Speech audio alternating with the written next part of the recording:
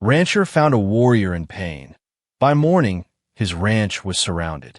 The late afternoon sun cast long shadows across the dusty plains of western Colorado Territory, 1876. Thomas Blackwood wiped the sweat from his brow as he guided his wagon along the rocky trail toward home. His day at the trading post in the small settlement of Eagle Creek had been productive. Supplies purchased, mail collected, and a fair price negotiated for his wool. Just 3 more miles to the modest ranch he'd built with his own hands over the past 7 years. The first sign of trouble was the circling buzzards. Thomas pulled on the reins, slowing his team of horses as he squinted into the distance. Something, or someone, was lying motionless in the tall grass about 50 yards from the trail. "Whoa," he called to his horses, securing the reins before climbing down from the wagon. Thomas approached cautiously, one hand resting on the Colt revolver at his hip. The territory had been relatively peaceful lately, but a man didn't survive out here by being careless. As he drew closer, he could make out the form of a man lying face down in the grass, an arrow protruding from his shoulder. The wounded man was Native American, Ute, by the looks of his clothing and the distinctive beadwork on his leather vest. Blood had soaked through his buckskin shirt and dried in the dirt beneath him, but a faint rise and fall of his chest revealed he was still alive. Thomas hesitated. Relations between settlers and the Ute tribes had been tense ever since the discovery of silver in the mountains had brought an influx of miners and homesteaders onto tribal lands. The nearest cavalry outpost was 2 days' ride away, and the local sheriff in Eagle Creek was more interested in collecting taxes than keeping peace. Something about leaving an injured man to die, regardless of his heritage, didn't sit right with Thomas. He'd been raised by a father who preached that a man's character was measured by his actions when nobody was watching. "I must be losing my mind," Thomas muttered to himself as he knelt beside the unconscious warrior. The arrow was from another tribe, not Ute design. Thomas recognized the distinctive fletching used by the Arapaho, who occasionally ventured into this territory despite the ongoing territorial disputes. This man had been ambushed, perhaps while hunting alone. With considerable effort, Thomas managed to carry the unconscious warrior back to his wagon. He fashioned a crude bandage from a spare shirt to stabilize the arrow and stem the bleeding before covering the man with a wool blanket. The warrior was young, perhaps 25, with strong features and ritual scars that marked him as someone of importance within his tribe. "Don't you die on me now," Thomas said, though he knew the wounded man couldn't hear him. "I've got enough problems without having to explain a dead Ute warrior on my property." The sun was setting by the time Thomas's modest ranch came into view. A sturdy log cabin, a barn, corral, and several outbuildings spread across the valley floor, with the foothills of the Rockies rising majestically in the background. His small herd of cattle grazed peacefully in the distance, while smoke curled invitingly from the cabin's stone chimney. Thomas's wife, Sarah, emerged from the cabin, wiping her hands on her apron. Her expression of welcome quickly changed to alarm when she spotted the wounded man in the wagon. "Thomas, what have you done?" she exclaimed, rushing forward.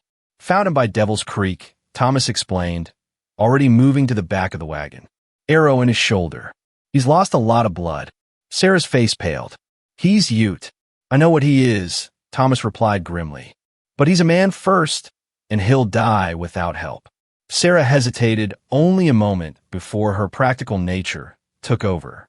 "Bring him inside. I'll heat water and prepare bandages." Together, they carried the unconscious warrior into their home and placed him on the spare bed in the room that had once belonged to Thomas's father before his passing 2 winters ago. Their 12-year-old son, James, watched wide-eyed from the doorway. "Pa, is that a real Indian?" the boy whispered. "He's a man who needs our help," Thomas corrected. "Now fetch my medicine box from the barn, and be quick about it." As James ran to obey, Sarah cut away the bloodied buckskin shirt to expose the wound. The arrow had pierced the warrior's shoulder cleanly, missing vital organs, but causing significant blood loss. "It needs to come out," she said, meeting her husband's eyes. "And it won't be easy." Thomas nodded grimly. "I'll do it. You hold him steady."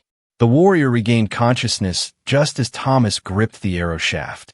Dark eyes flew open, filled with pain and confusion, then hardened into suspicion. He attempted to rise, but was too weak to do more than lift his head. "Be still," Thomas said firmly, making a gesture of peace. The arrow must come out. Whether the warrior understood English or simply comprehended the situation, he gave a slight nod.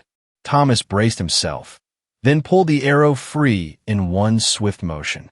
The warrior's body tensed, but he made no sound beyond a sharp intake of breath.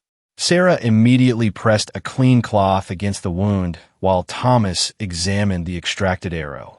The tip was intact, a small mercy. "Tell me your name," Thomas said as he helped Sarah clean and bandage the wound. The warrior studied Thomas's face for a long moment before responding in accented but clear English. "I'm called Running Elk. I'm Thomas Blackwood. This is my wife, Sarah, and our son, James." Running Elk's gaze moved between them, his expression unreadable. "Why do you help me, settler?" "Because it was the right thing to do," Thomas answered simply. A flicker of something, perhaps respect, crossed Running Elk's features before pain and exhaustion overtook him once more. His eyes closed as he slipped back into unconsciousness. Later that night, with the warrior sleeping fitfully in the spare room, Thomas stood on his porch looking out into the darkness. Sarah joined him, wrapping a shawl around her shoulders against the evening chill. "You're worried," she observed. Thomas nodded. "He's someone important. Those markings on his chest, they're reserved for warriors of high standing or the son of a chief. You think his people will come looking for him?" "I know they will," Thomas replied. "And when they do, we'd better hope he tells them we helped him, not that we shot him with that arrow." Sarah slipped her hand into his. "We did the right thing, Thomas." "The right thing isn't always the safe thing," he responded, giving her hand a gentle squeeze. As they stood together in the quiet of the night, Thomas couldn't shake the feeling that his decision to help the wounded warrior had set events in motion that would change their lives forever. What he couldn't know was how soon that change would come. In the hills overlooking the Blackwood Ranch, a lone figure watched the cabin where lamplight still burned in one window. The observer had tracked Running Elk's trail and witnessed the rancher taking the wounded warrior to his home. Now, he melted back into the darkness, moving swiftly and silently toward the Ute encampment to deliver his news. By morning, the ranch would indeed be surrounded. Dawn broke over the Blackwood Ranch with the first golden rays of sunlight illuminating a troubling sight. Thomas had risen early, as was his habit, stepping onto the porch with a steaming cup of coffee to survey his land before beginning the day's work. What he saw made him freeze mid-step. Positioned at strategic points around his property were at least 30 Ute warriors on horseback. They made no move to approach, but their message was clear. They had the ranch surrounded. "Sarah," Thomas called quietly through the open door. "Wake James and keep him inside." Sarah appeared at his side moments later, her face draining of color as she took in the scene.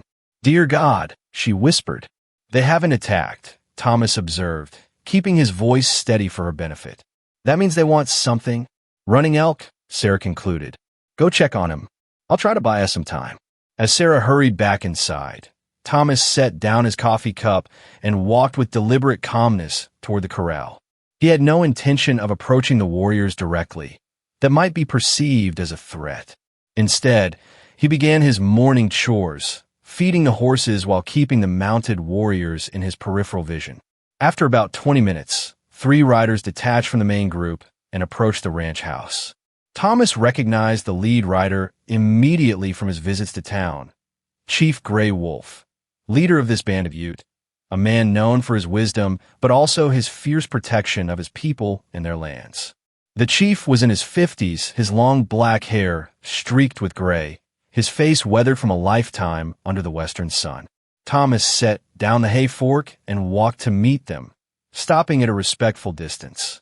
He raised his hand in greeting. "Chief Gray Wolf," he acknowledged. "I didn't expect visitors so early." The chief's expression remained impassive. "You have taken one of our people, settler." Thomas shook his head. "I've taken no one. I found a wounded man on the trail yesterday and brought him to my home to tend his injuries." Gray Wolf studied Thomas's face, searching for deception. This man, he lives? He does. His name is Running Elk. He took an arrow in the shoulder, Arapaho make, not mine. My wife and I removed it and treated the wound. A murmur passed between the other two warriors. Gray Wolf raised a hand to silence them. Running Elk is my son, the chief revealed, his voice carrying both authority and the first hint of personal concern. He did not return from hunting yesterday. Our scouts found signs of Arapaho in our territory, and then your wagon tracks where my son's blood stained the earth. Thomas felt a chill despite the morning sun. No wonder the young warrior bore those significant markings. He was the chief's son and likely future leader of his people. Chief Gray Wolf, I give you my word as a man that I found your son wounded and alone. I brought him here only to save his life. The cabin door opened behind them, and Sarah emerged, helping a weakened but conscious Running Elk to stand on the porch. The young warrior was pale from blood loss, but stood as straight as his injury would allow. Father, Running Elk called in Ute, then continued in his native tongue. Thomas couldn't understand the words, but the tone was clear enough. Running Elk was confirming Thomas's account, explaining how he had been ambushed while tracking an elk and how the Blackwoods had treated his wound. Gray Wolf listened intently, then turned back to Thomas. My son says you pulled the arrow from his flesh with strong hands but treated him with respect. He says the woman used healing plants that drew out the poison the Arapaho use on their arrowheads. Thomas glanced at Sarah with newfound appreciation. She had indeed used a poultice of herbs from her garden, knowledge passed down from her grandmother, who had learned frontier medicine from a Cherokee woman in Tennessee. My wife has knowledge of such things, Thomas said simply. Gray Wolf dismounted, a significant gesture of trust, and approached Running Elk. Father and son exchanged words too quiet for Thomas to hear. The chief examined the bandaged wound, then turned to Sarah and inclined his head. You have healing hands, woman of the settlers. You do not forget those who help our people. Sarah dipped her head respectfully. Any decent person would have done the same. A hint of a smile touched Gray Wolf's weathered face. Many settlers would have left my son to die, fearing involvement in matters between tribes. Or worse, they would have taken his scalp for the bounty still offered in some territories. The uncomfortable truth of his words hung in the air. Relations between natives and settlers remained fraught throughout the Western territories, with atrocities committed on both sides, feeding a cycle of revenge and mistrust. I'm not most settlers, Thomas stated firmly. So I see, Gray Wolf replied. You have made an ally this day, Thomas Blackwood, but you have also perhaps made enemies. The Arapaho who tracked my son may not look kindly on your interference. Thomas hadn't considered this angle. You believe they'll come here? It is possible. They have been growing bolder, pushing into our hunting grounds. Running Elk was following their trail when they ambushed him. Gray Wolf turned to his son. Did you discover their purpose? Running Elk nodded grimly. They are not just hunting party. Too many warriors moving towards silver mines. I think they plan raid on miners' camp.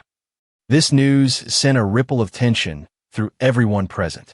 The miners' settlement at Silver Creek was less than 20 miles north, close enough to be considered neighbors in this sparsely populated territory. An attack that would bring swift and terrible retribution from the U.S. cavalry, likely against all native peoples in the region, regardless of which tribe was responsible. When? Thomas asked urgently. 2 days from now. Night of no moon, Running Elk answered. Gray Wolf's expression darkened. This is bad medicine. The actions of the Arapaho war party will bring the blue coats down upon all our heads. They do not care which tribe spills blood. To them, we are all the same. The chief was right. Thomas had seen it before in other territories. The indiscriminate punishment visited upon native peoples after raids or attacks. Peace had been maintained in this region only through the careful diplomacy of leaders like Gray Wolf, who understood that their traditional way of life now depended on finding some accommodation with the unstoppable tide of westward expansion. We must warn the mining camp, Thomas said, and risk them believing you conspire with us. Gray Wolf shook his head. They will see only that you harbor a Ute warrior. They may think you spread false rumors to draw their defenders away from their true target. It was a valid concern. Distrust ran deep on all sides. Then what do you suggest? Thomas asked. Grey Wolf considered for a moment. My son needs rest to regain his strength. I will leave 2 of my most trusted warriors here to protect him and your family. The rest of us will return to our camp and prepare. If the Arapaho come through our territory to attack the miners, they will have to face us first. Thomas wasn't entirely comfortable with the arrangement. Having Ute warriors stationed at his ranch would raise eyebrows if any neighbors or travelers passed by. But he recognized the chief's offer for what it was, both protection and a statement of trust. In the mining camp, Thomas pressed. Running Elk spoke up, his voice stronger now. I will write message in settlers' words. You can take to miners. They may believe if they see it comes from both Ute and settler together. Thomas was surprised. You can write English? A hint of pride crossed Running Elk's face. I spent 2 winters at mission school before I returned to my people. The black robes taught many things. Sarah, who had been listening quietly, stepped forward. Running Elk should come back inside. He needs to rest if the wound is to heal properly. Grey Wolf nodded his agreement. My son's life is in your hands for now, Thomas Blackwood. Do not make me regret this trust. You won't, Thomas assured him. As Sarah helped Running Elk back inside, Grey Wolf gave instructions to the 2 warriors who would remain behind. They dismounted and took up positions at opposite corners of the property, their presence both reassuring and unsettling. Before departing with the rest of his men, Grey Wolf turned to Thomas one last time. There is something else you should know. Running Elk was not hunting alone by chance. He is to be married in 7 days to Morning Flower, daughter of Stonehand, leader of our southern band. This union will strengthen the bonds between our people in difficult times. The revelation added yet another layer of complexity to the situation. All the more reason to ensure he heals quickly, Thomas replied. Grey Wolf studied Thomas for a long moment. You are either a very brave man or a very foolish one, Thomas Blackwood. Thomas managed a wry smile. My wife often says the same thing. With a nod that might have contained the barest hint of respect, Grey Wolf mounted his horse and led his warriors away, leaving Thomas standing in his yard wondering what chain of events he had set in motion by his simple act of compassion the day before. Inside the cabin, 12-year-old James watched the proceedings with wide-eyed fascination. Unlike many frontier children raised on fearful stories of savage Indians, James had been taught by his parents to judge people by their actions, not the color of their skin or the language they spoke. Now, finding his home at the center of tribal politics, and with the son of a chief recovering in their spare room, James could barely contain his excitement. Can I show Running Elk my arrowhead collection, Ma? He asked as Sarah settled the wounded warrior back onto the bed. Not now, James, Sarah replied, adjusting the bandage on Running Elk's shoulder. He needs rest. Running Elk smiled faintly at the boy's enthusiasm. Perhaps later, young one. I would like to see these arrowheads. James beamed at the response before Sarah shooed him away to do his chores. Left alone with Running Elk, she checked his forehead for fever, a common danger with arrow wounds, particularly those tipped with poisons. You are fortunate, she told him. No fever yet. The poultice is drawing out the poison. Running Elk watched her work with curious eyes. You know much about healing. My grandmother was a healer. She learned from a Cherokee woman when she was young. The Cherokee, Running Elk nodded. They were forced to walk the trail of tears to the western lands. Many died. Sarah was surprised by his knowledge of events that had occurred decades earlier and far to the east. You learned this at the mission school? And from tribal elders who trade with other nations. His expression grew serious. Your people have pushed many tribes from their ancestral lands. Soon they will try to push the Ute as well. Sarah couldn't deny the truth of his words. Not all settlers wish to take your lands. But they come nonetheless, Running Elk replied without rancor, stating what he saw as simple fact.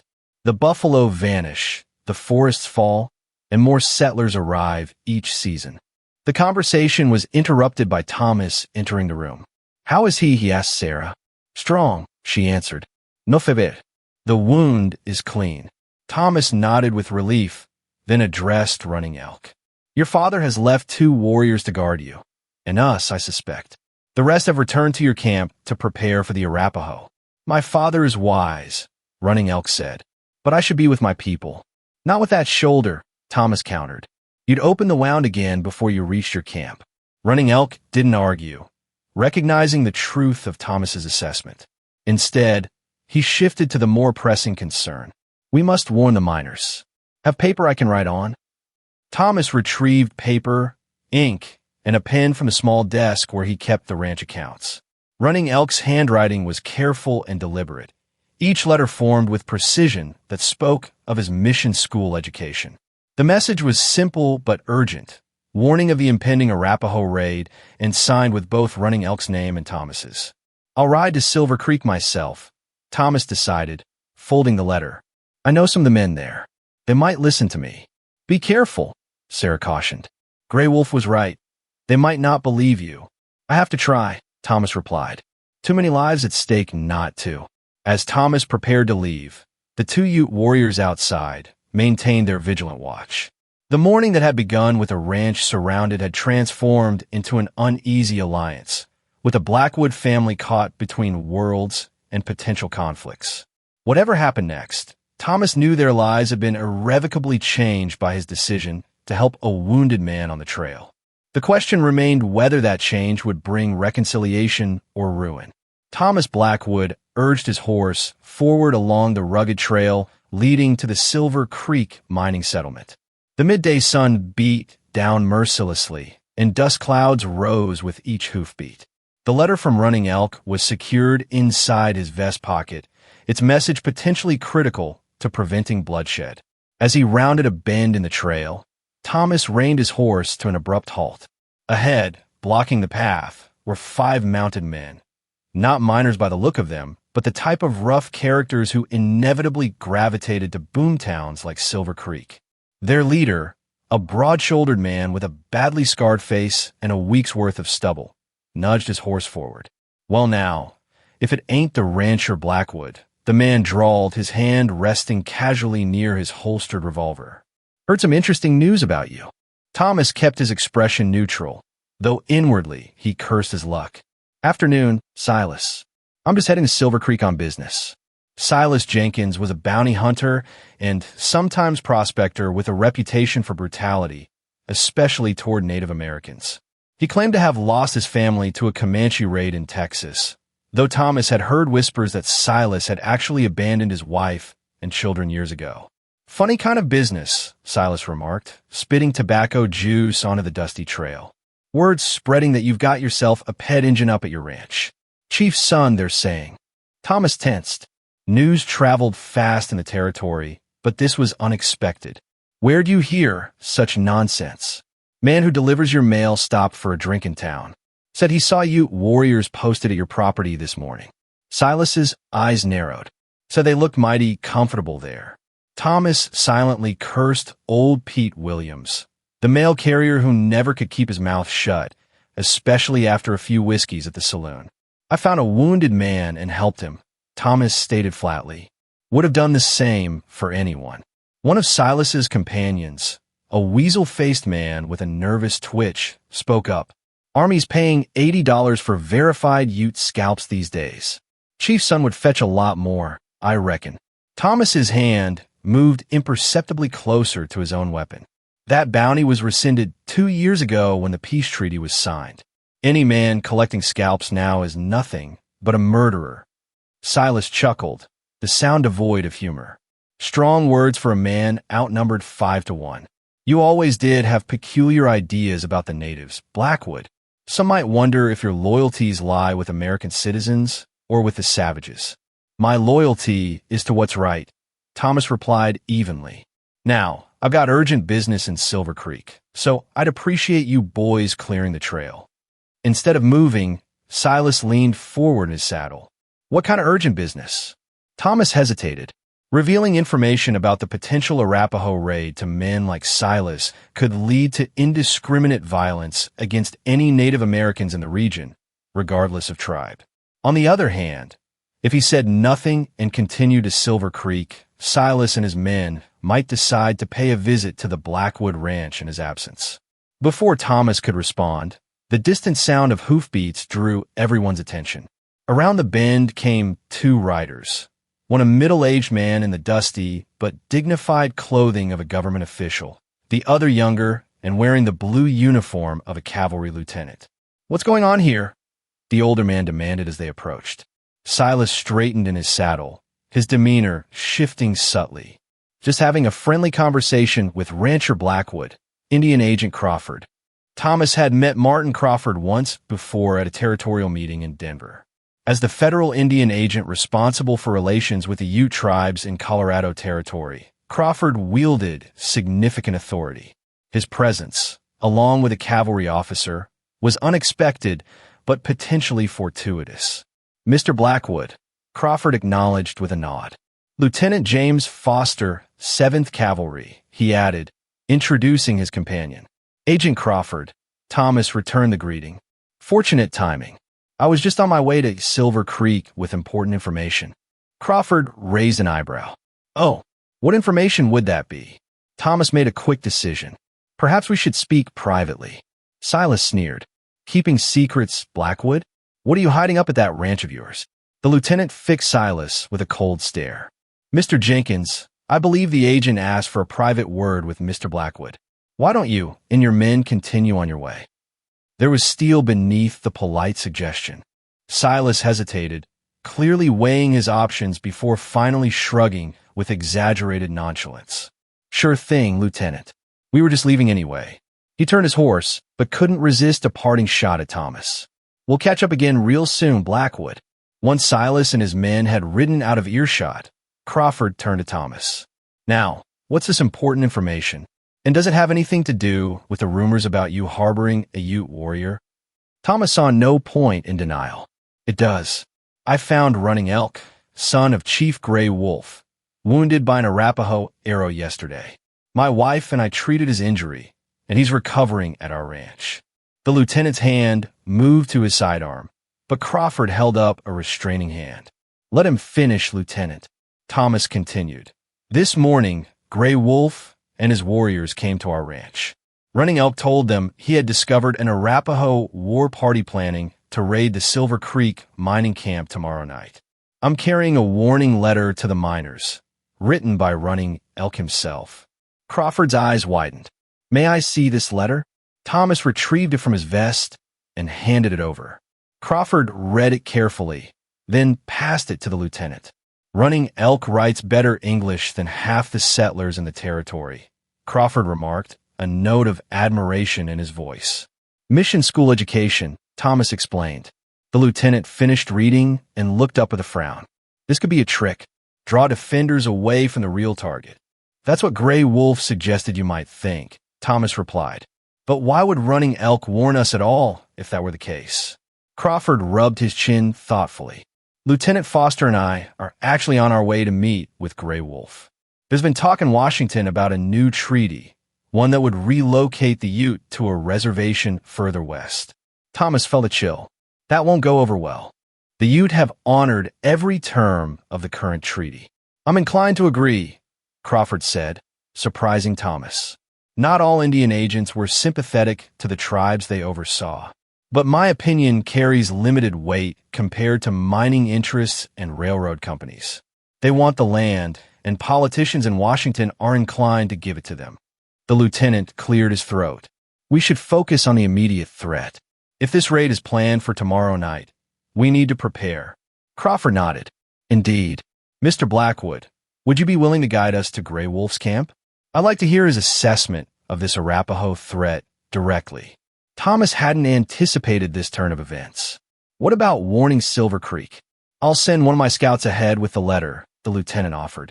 "I have 2 men waiting back at the crossroads. The miners will be alerted." It was a reasonable solution, though Thomas hesitated to change course. His family was expecting him to return directly to the ranch after delivering the warning.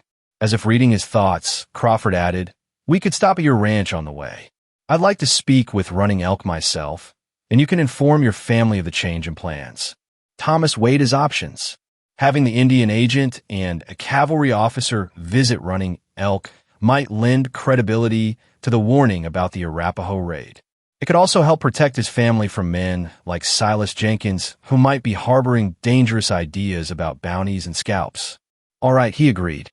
We'll go to my ranch first, then to Gray Wolf's camp if Running Elk is well enough to guide us. It's about 2 hours' ride from my property. The lieutenant dispatched one of his scouts to Silver Creek with Running Elk's warning letter, and then the 3 men set off toward the Blackwood Ranch.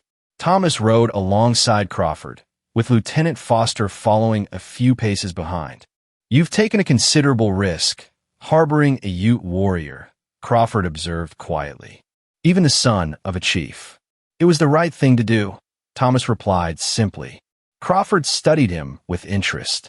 Most settlers in the territories see the native peoples as obstacles to progress at best, enemies at worst.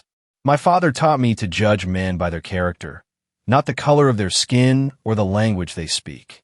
A progressive viewpoint, Crawford noted. I share it for what it's worth, which is why I'm not eager to deliver Washington's relocation proposal to Gray Wolf. Thomas frowned. Then don't deliver it. Crawford gave a rueful smile. If only it were that simple. If I refuse, they'll simply replace me with someone who may not care about maintaining peaceful relations with the Ute. It was a sobering thought. Thomas had lived in the territory long enough to have seen the pattern repeat itself in other regions. Treaties made and broken, tribes pushed ever westward or confined to reservations on the poorest land, their way of life systematically dismantled. There has to be another way, Thomas insisted. Perhaps, Crawford allowed. But finding it will require men of goodwill on both sides. Men like you and Gray Wolf, to build bridges of understanding rather than walls of suspicion. Their conversation was interrupted as they crested a rise overlooking the Blackwood Ranch. Thomas felt a surge of pride at the sight of his homestead nestled in the valley below, smoke rising lazily from the cabin chimney. The 2 Ute warriors remained at their posts, visible evidence of the unusual alliance that had formed that morning. As they descended toward the ranch, Thomas noticed movement near the barn. Sarah was hanging laundry on the line, while James collected eggs from the chicken coop. The domestic normalcy of the scene contrasted sharply with the tensions and dangers swirling around them. Sarah looked up at the sound of approaching horses, relief washing over her face when she recognized Thomas. That relief quickly turned to concern when she noticed his companions. "Thomas," she called, setting down her laundry basket and moving to meet them. "Everything's all right," he reassured her as he dismounted. "This is Indian Agent Crawford and Lieutenant Foster. They're here to help with the situation." Sarah greeted the men with the natural dignity that Thomas had always admired in his wife. "Welcome to our home, gentlemen. Will you take some refreshment after your ride?" Crawford tipped his hat respectfully. "Thank you, Mrs. Blackwood. That will be most welcome." While Sarah went to fetch water and coffee, Thomas introduced the officials to the 2 Ute warriors, who regarded them with cautious respect. Agent Crawford spoke a few words in the Ute language, a greeting and introduction that clearly surprised and impressed the warriors. "You speak their language?" Thomas asked as they walked toward the cabin. "Enough to get by," Crawford acknowledged. "It's difficult to be an effective Indian agent if you can't communicate directly with the people you represent." Inside the cabin, they found Running Elk sitting at the table, looking remarkably improved from the morning. Though still pale, he was alert and had managed to eat a small meal. He tensed visibly at the sight of the cavalry uniform, but relaxed somewhat when Crawford addressed him in Ute. After introductions were made, Crawford explained their presence and the situation with Silas Jenkins spreading rumors in town. "This man Jenkins, he is dangerous?" Running Elk asked. "Yes," Thomas answered honestly, "especially to someone like you." Running Elk nodded grimly. "Then I should return to my people. My presence puts your family at risk." "You're not fully healed," Sarah protested, setting down a tray with coffee cups. "And we need your help," Crawford added. "We're going to meet with your father, but we need to understand more about the Arapaho war party you discovered. Their numbers, weapons, approach route, anything that might help prevent the attack." Running Elk considered this, then nodded slowly. "I will tell you what I know, and I will guide you to my father's camp. But first, we must speak of another matter." His gaze fixed on Crawford. "You come not just because of Arapaho. You bring words from Washington about taking more Ute land. Crawford couldn't hide his surprise at Running Elk's perception. I do have such a message, yes, but I haven't delivered it yet. My father will refuse, Running Elk stated flatly. The Ute have given enough. We have kept the peace as promised. We have allowed miners in the mountains and cattle on the plains. We have moved our hunting grounds and our camps. No more. The lieutenant shifted uncomfortably, but Crawford held Running Elk's gaze. I understand your position, but this Arapaho raid, if it happens, will complicate matters. The Army will demand a response, and Washington may use it as an excuse to force the issue of relocation. But the Ute aren't responsible for the Arapaho's actions, Thomas objected. In a just world, that would matter, Crawford replied. In the world we live in, distinctions between different tribes often blur in the eyes of those making decisions far from the territories. A tense silence fell over the room. It was finally broken by young James, who had been listening from the doorway. Pa always says a problem shared is a problem halved, the boy offered tentatively. Maybe the Ute and the settlers need to work together instead of fighting each other. The adults exchanged glances, the simple wisdom of the child striking a chord with each of them in different ways. From the mouth of babes, Crawford murmured, a thoughtful expression crossing his face. Running Elk studied the boy with newfound interest. Your son speaks with an old soul, Thomas Blackwood. Thomas placed a hand on James's shoulder with quiet pride. He has his mother's heart and good sense. The lieutenant cleared his throat. Noble sentiments aside, we have practical matters to address. If we're to reach the Ute camp before nightfall, we should depart soon. Running Elk nodded, rising slowly from his chair. Though he went slightly, he stood straight and determined. I am strong enough to ride. Sarah began to protest, but stopped herself, recognizing the resolve in the young warrior's eyes. Instead, she busied herself preparing fresh bandages and medicinal herbs to take with them. I'll ready the horses, Thomas said, heading for the door with James eagerly following. Left alone with Crawford and the lieutenant, Running Elk spoke candidly. The Arapaho war party numbers 23 warriors. They carry repeating rifles, new weapons. I believe they traded furs with illegal whiskey sellers from the north. Crawford's brow furrowed. That changes things. The miners have some firearms, but they're not organized for defense against that kind of force. My father has already sent scouts to track the Arapaho, Running Elk continued. If they follow the path I discovered, they will pass through Shadow Canyon, a narrow passage where few warriors could hold against many. The lieutenant leaned forward, his military training engaged. An ambush, Running Elk nodded. But it would require trust between your soldiers and my father's warriors. Something not easily given on either side. This could work to our advantage in more ways than one, Crawford mused.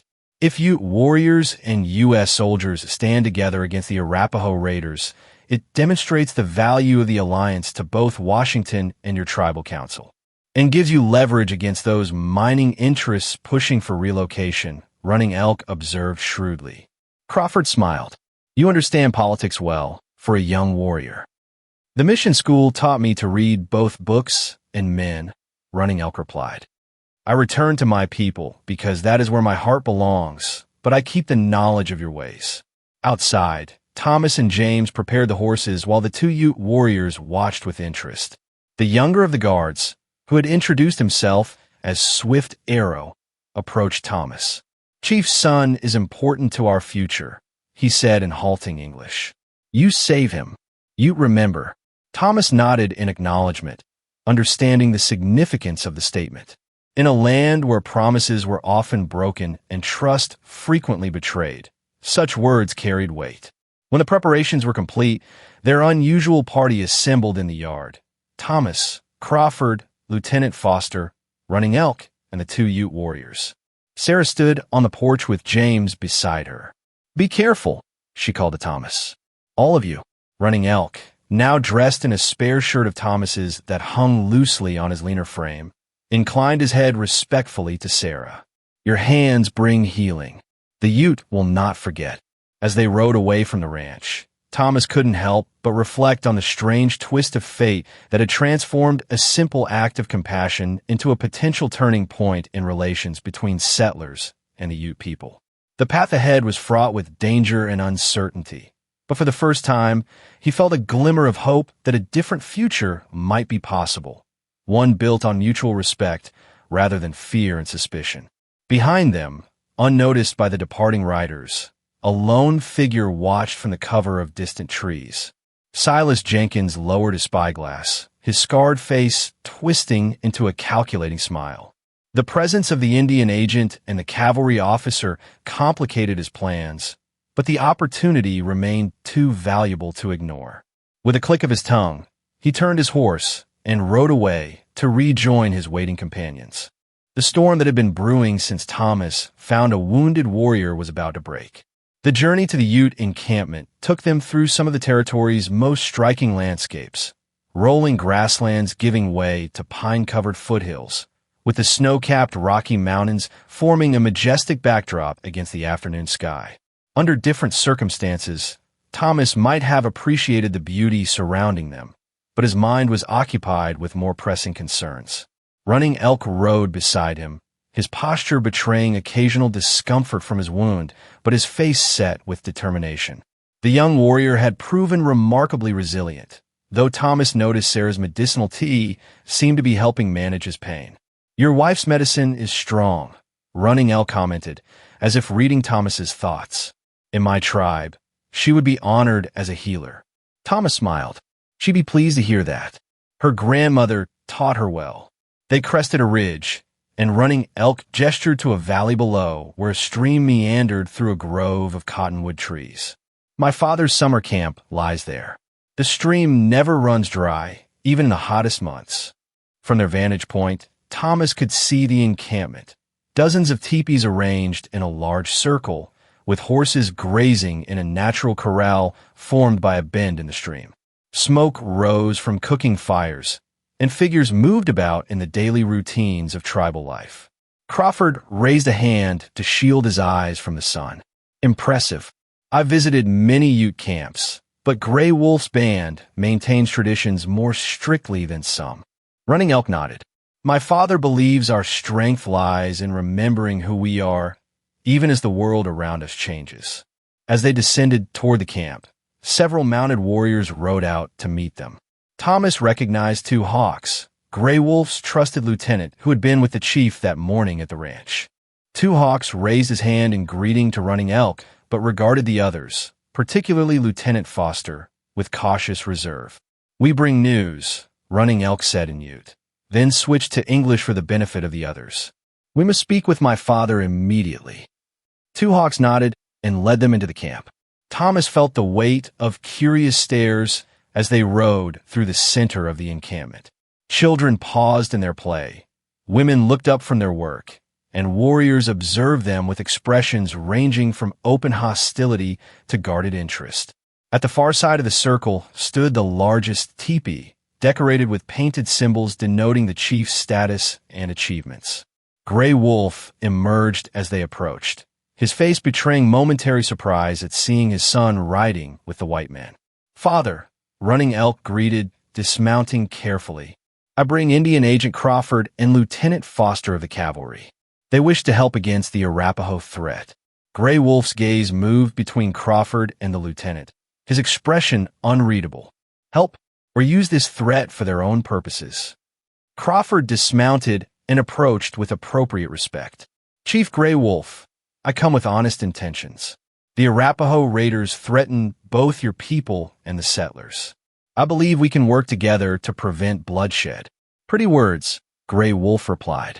"But behind them, I suspect, lies the same message the white chiefs in Washington always send, that the Ute must give up more land, more freedom."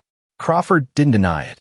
"I do carry such a message, yes, but I have not delivered it formally, and perhaps what happens in the next day will change what messages travel back to Washington." This honest acknowledgement seemed to earn a measure of respect from Gray Wolf. "Come inside," he invited. "We will talk." Inside the chief's teepee, they sat in a circle around a small central fire. Thomas found himself between Running Elk and Lieutenant Foster, with Crawford and Gray Wolf facing each other across the flames. Two hawks and several tribal elders completed the circle. Gray Wolf opened with a traditional offering of a pipe, which circulated around the circle. Thomas had participated in such ceremonies before and respected the significance of the ritual.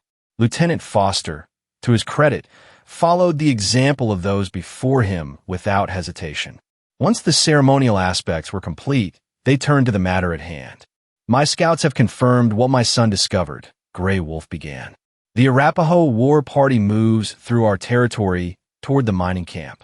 They travel by night and hide by day, but they cannot hide their trail from those who know how to read the land."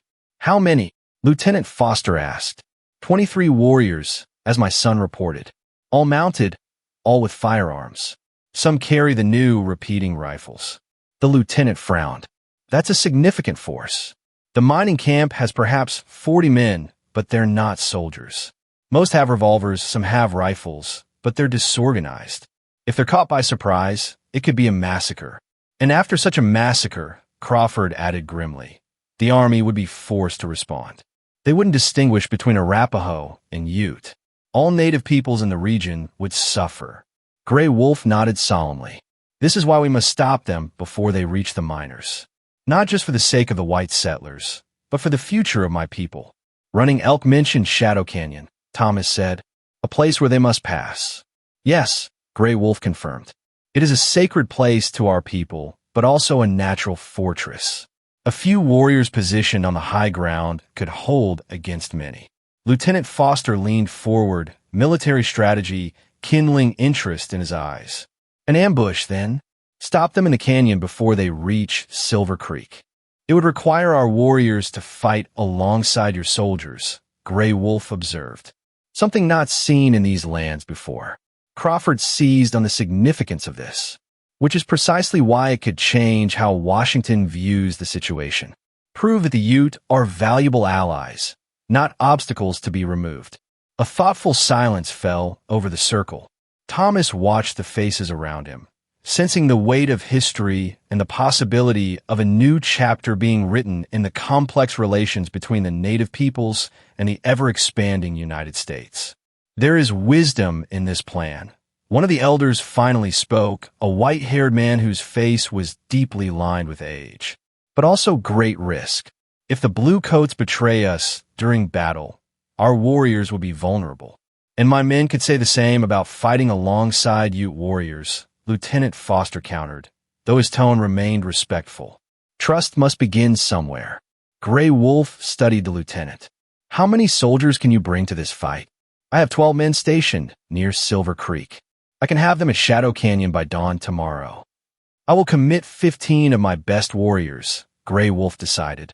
"Together with your soldiers, it should be more than enough to turn back the Arapaho." Thomas felt a ripple of hope at this unprecedented cooperation, but Crawford's expression remained troubled. "There's another complication," the Indian agent said. "A man named Silas Jenkins has been spreading rumors about Running Elk being at the Blackwood Ranch. He's a known scalp hunter, despite the bounties being officially rescinded." Gray Wolf's face darkened. "I know this man. He has killed Ute before and claimed they were Comanche from Texas. The territorial authorities did nothing. He and his men were on the trail to Silver Creek earlier today," Thomas added. "They seemed very interested in the fact that Running Elk was at my ranch." Two Hawks spoke up for the first time. "This man Jenkins is a snake. If he learns of our plan to ambush the Arapaho, he could warn them or use the situation for his own benefit." The implications hung heavily in the air. If Silas Jenkins and his men interfered, the carefully coordinated defense of Shadow Canyon could fall apart, potentially leading to disaster for both the miners and the future of Ute settler relations. Running Elk, who had been listening quietly, now addressed the circle. "There is another matter we must consider. In 7 days, I am to be married to Morning Flower, joining our band with Stone Hands people to the south. If something happens to delay or prevent this union, it could weaken the bonds between our bands at a time when we need unity most." Gray Wolf nodded gravely. "My son speaks truth. The alliance with Stone Hands Band is crucial for our people's future.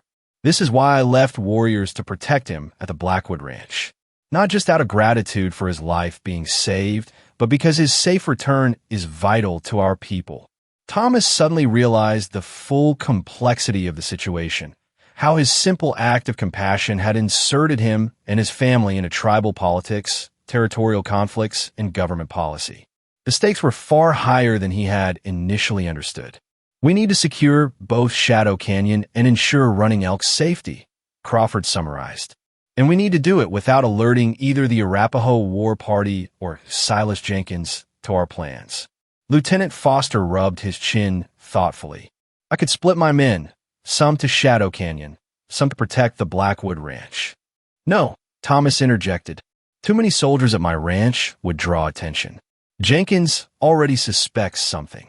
Gray Wolf considered this dilemma, then turned to Thomas.